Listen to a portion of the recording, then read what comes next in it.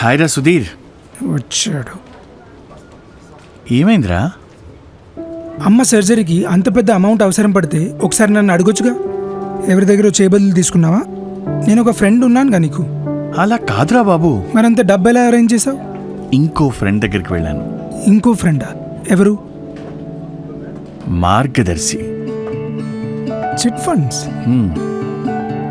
నిజం చెప్పాలంటే ఇన్ని ఏళ్లలో మార్గదర్శి చిట్ ఫండ్ ట్రాన్స్పరెన్సీ అండ్ సిన్సియరిటీయే ఎటువంటి పరిస్థితుల్లోనైనా నేను దారి మళ్లకుండా కాపాడింది. ఇది జస్ట్ ఒక ఫండ్ కాదు, ఒక ట్రూ ఫ్రెండ్. రే, కానీ ఎప్పటికీ నీ నంబర్ 1 ఫ్రెండ్ నేనే, గుర్తుపెట్టుకో. సరేరా బాబు.